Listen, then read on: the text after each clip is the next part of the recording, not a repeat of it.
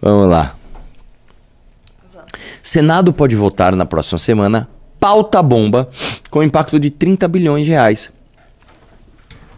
Texto precisa passar por 5 sessões de debate antes de ser votado. PEC cria aposentadoria especial para agentes comunitários de saúde e tem impacto fiscal projetado de 30 bilhões. Por que, em vez de fazer um grande plano de previdência para o Brasil todo, coerente, a gente não vai pondo penduricalho após penduricalho? Ainda que eu vou te dizer, agentes de saúde, tá? Os agentes de saúde eles são de verdade assim como os monitores escolares, talvez sejam das profissões mais subjulgadas, tá? Dos troncos importantes das profissões públicas brasileiras. O agente de saúde, ele é muito importante. Ele é muito importante. O agente de saúde, cara, eu vou te falar, ele vai às vezes numa comunidade, ele chega pra um cara que tá com hipertensão e fala, para de comer sal.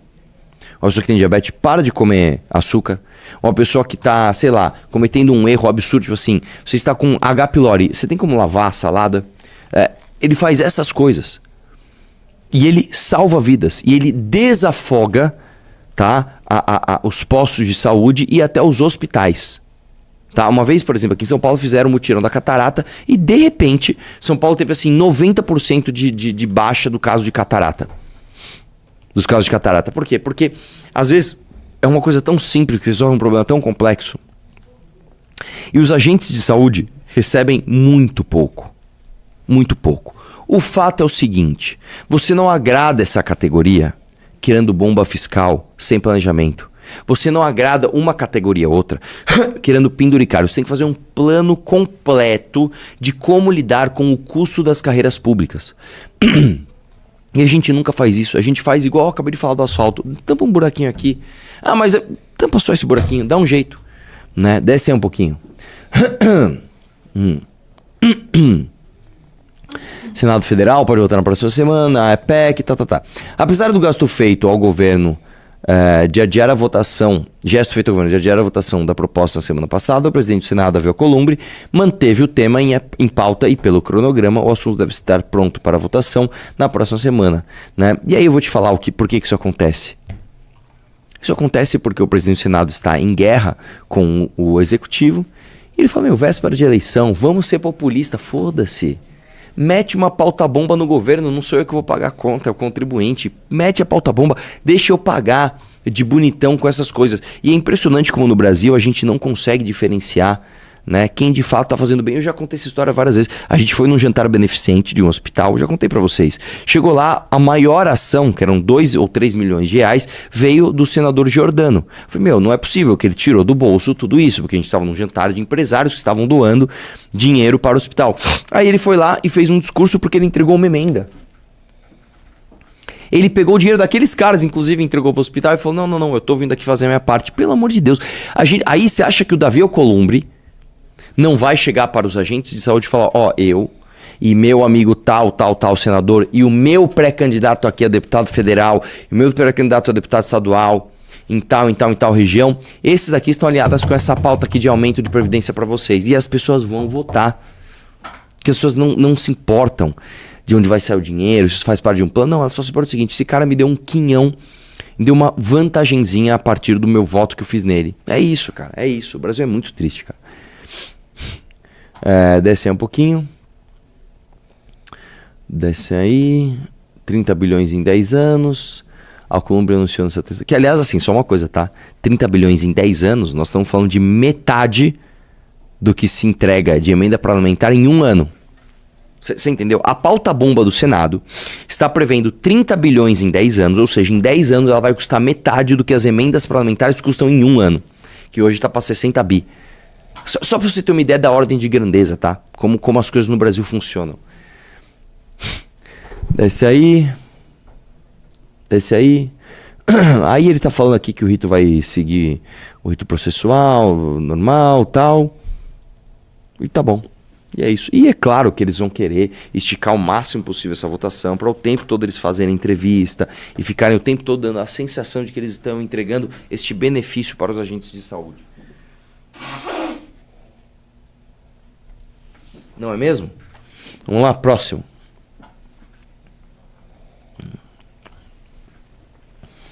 Boulos critica Tabata após vídeo sobre projetos aprovados na Câmara.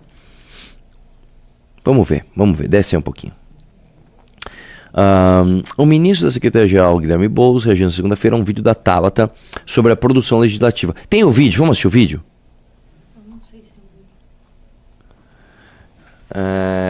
Vai sobe lá, então vamos ver as aspas, né? Vamos ver o que ela falou, o que ele falou. Porque às vezes faz sentido, às vezes não. Na publicação, Tabata comparou o número de projetos transformados em lei entre os 5 deputados federais mais votados na última eleição. A lista tem Nicolas, Carla Zambelli, Eduardo Bolsonaro e Ricardo Salles. Tá? Desce um pouquinho. No vídeo, Tabata afirma que deputados entre os mais votados tiveram produção legislativa limitada quando considerados projetos que viram lei. Na comparação feita pela deputada, Boulos aparece em patamar semelhante aos demais nomes citados. Isso aqui não é normal, gente. Não pode ser. São milhões de brasileiros que deram seu voto de confiança e que estão recebendo migalhas em retorno. Ela afirmou que, pelos mesmos critérios, soma 32 projetos aprovados e transformados em lei. No vídeo também defendeu que eleitores acompanhem a atuação parlamentar antes de escolher candidatos à Câmara. Deixa eu te falar uma coisa. Antes de ver a resposta do Boulos. Projetos de lei transformados em lei é um critério objetivo para se avaliar desempenho do deputado? É. Inclusive, o nosso deputado federal, Kim Kataguiri, é um cara excepcional nesse sentido, porque ele aprovou projetos que têm impacto real. Né? Não é o dia do não sei o que lá. Que, se não me engano, o Eduardo Bolsonaro tem um projeto que é tipo assim, o dia da água, um negócio assim. Né? Sei lá, esse tipo de coisa. Né? O fato é que esse é um dos critérios. Existem vários outros critérios que tem que estar na conta. Por exemplo, presença. Por exemplo, relatórios. Por exemplo, quantas vezes esse deputado, que às vezes ele está fora do governo, mas ele está ferrado para aprovar projeto, ele conseguiu fazer oposição e travar projeto ruim. Por exemplo, eu tive, acho que foram 4 projetos de lei aprovados, eu nem lembro. Eu tive 4 projetos de lei aprovados, um deles ia virar lei, que era o da minha entrada, vocês lembram? Um outro virou lei, que é o do Performance Bond, né? E depois o Senado travou. E teve um outro que virou lei, qualquer era mesmo, nem eu lembro mais, cara, de tanta coisa que a gente fez lá. Só que mais do que isso, tá? Mais do que isso, eu travei projetos importantíssimos para o estado de São Paulo. Né? E isso conta também. Não sei se vocês sabem, eu fui responsável por travar o projeto do Campos Machado de proibir Pix em São Paulo. Você sabia disso? Sabia que o Campos Machado tentou proibir o Pix no estado de São Paulo. Não sei se você tá ligado nisso. Né? Eu fui lá travar isso daí. O aumento dos fiscais de renda, aumento de salário, aumento de penduricário para os caras, contrato de publicidade da Leste, são inúmeros os projetos que a gente travou. Tá? Ao passo que, às vezes tem deputados que aprovam um monte de projetos, principalmente quando eles entram como correlator, lembrei de um projeto que eu aprovei, autorização de compra de vacina pelo estado de São Paulo, que virou lei, inclusive. Muitos deputados que são amigos da base, né, ou são do alto clero da Casa Legislativa, eles entram em coautoria de vários projetos, tá? Para o cara falar, eu aprovei um monte de projeto. Aí você vai ver, primeiro que os projetos não são dele, segundo que os projetos que ele aprova não tem nenhum impacto na vida real. Eu vou dar um exemplo. Eu lembro que tinha um deputado, e isso aqui é uma sensibilidade que você tem que ter. Eu vou mostrar um negócio aqui para você. Tinha um deputado, ó, isso aqui é aquele tipo de recorte que vai dar merda. Foda-se, eu vou falar mesmo assim. Tinha um deputado chamado, acho que era Rafael Silva o nome dele. Ele era um deputado cego. E a causa dele era a causa das pessoas cegas.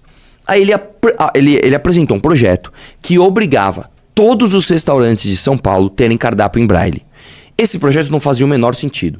Primeiro porque a população cega de São Paulo era extremamente baixa. Segundo que a população cega que lia em braille era ainda menor. Eu lembro que era algo no seguinte sentido, tipo assim, menos de 1% da população era cega, e desses menos de 1% que eram cegos, menos de 10% liam em braille. Era um negócio muito minúsculo que ia causar um impacto financeiro horroroso. Você imagina, cara, você tem um restaurantezinho de almoço, você tem que ficar atualizando o preço toda hora em braille. Isso, cara, você tem que contratar alguém que manja disso. Ia ser um transtorno. Bom, esse projeto era horroroso. Eu jamais votaria a favor. Aí entenda isso daqui, que agora você vai entender. Nós conversamos com o governo e o governo falou o seguinte: a gente jamais vai sancionar esse projeto.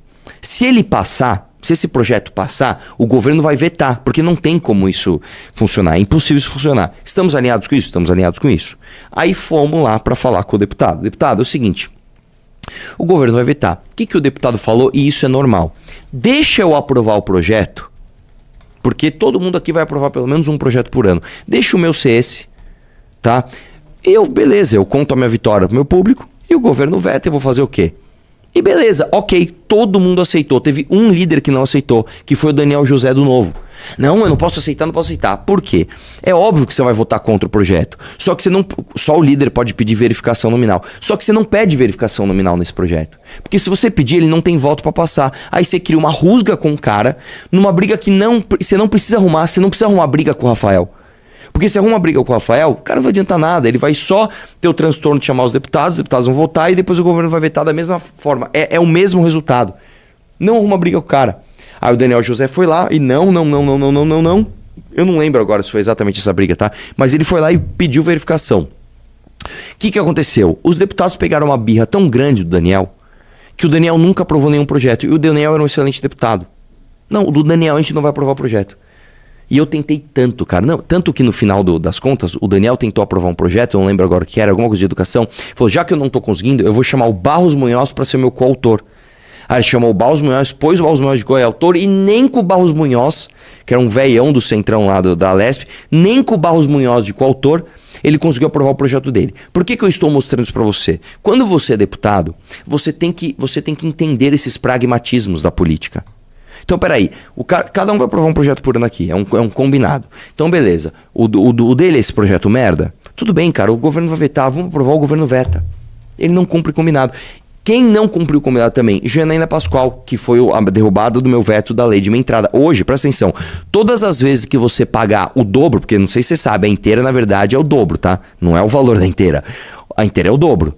E a meia? A meia é metade do dobro. É isso, tá? Ponha isso na tua cabeça. O preço das coisas é metade do que você paga quando você paga inteira.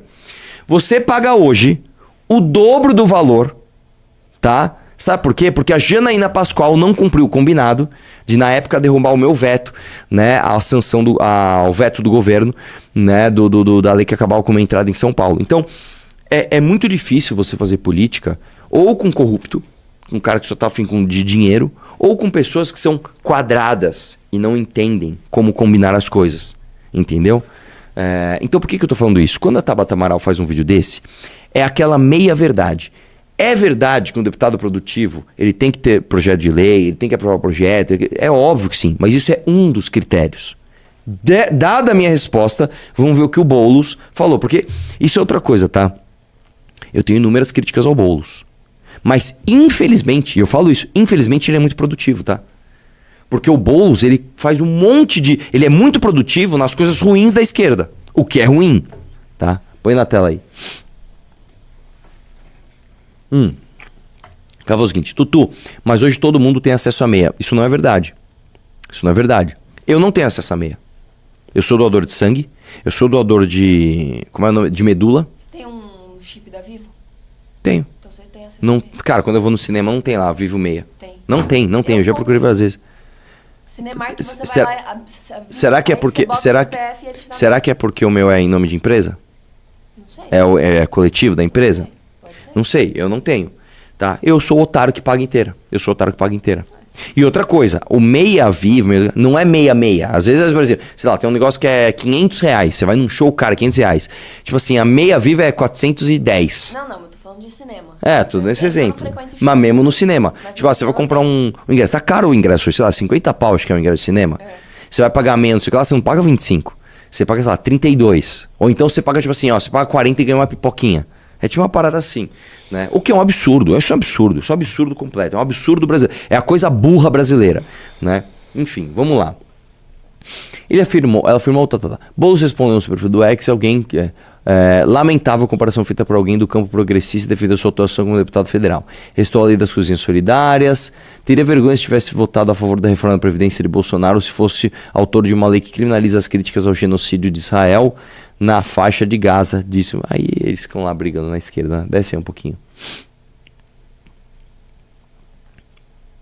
Tá, então beleza.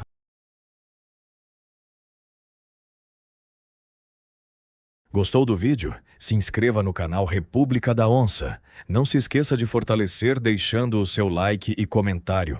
Até o próximo vídeo.